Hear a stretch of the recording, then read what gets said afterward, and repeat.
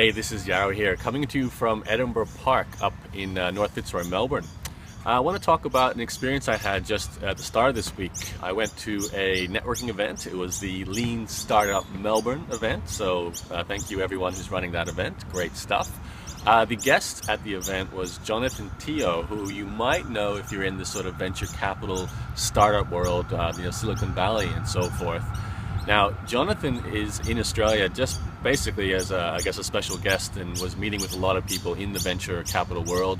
Australia is a little bit smaller when it comes to VC. We just don't have a lot of capital markets. It's just a smaller country. It's an area that's, I guess, a little bit behind in development compared to what's going on in the United States. I don't want to talk about venture capital though. What I really would like to talk about is one of the key points that Jonathan made, which is simply put this. Marketing today is product. Now, what does that mean? That basically means nowadays, and I'm sure you can concur with your experiences, the spread, the marketing, the distribution, the way a product gets circulated and expanded and people find out about it is primarily by word of mouth, which is generated by the product itself. So there's not a lot of artificial forces, advertising, sales teams, telemarketing, even TV advertising, all these sorts of things that have been used as an advertising method to market a product, even things like guerrilla marketing and so forth. A lot of the products, especially in the tech space nowadays, are just being distributed by the power of the product itself. Now, I had a big think about that and how it might apply to what I'm doing, and I know when I've spoken to a lot of my peers in the sort of information publishing world, there's this sort of, an issue that a lot of people have with the need to use a long form sales page or a drawn out launch process, where you won't see that being used on, say, an app like Snapchat, which might be a great example of a company that's been spreading based on the back of its product itself. Like, you're not going to see a launch process for a Snapchat app. You're not going to see a long form sales page for one either. It just basically gets put out there, they seed it in a few places, and then it just takes off and spreads through word of mouth. And it's just a good product that's easy to use, simple, and works. And I think that might be one of the issues with a lot of the products I've sold myself and anyone who's in information marketing.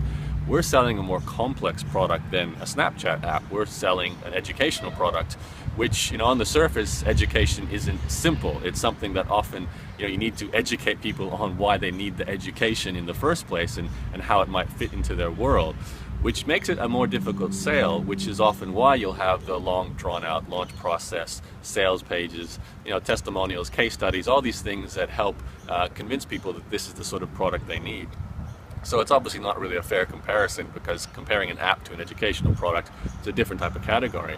But I think Jonathan's point was still really very valid. The power of a good product will always be the best marketing tool you could ever have.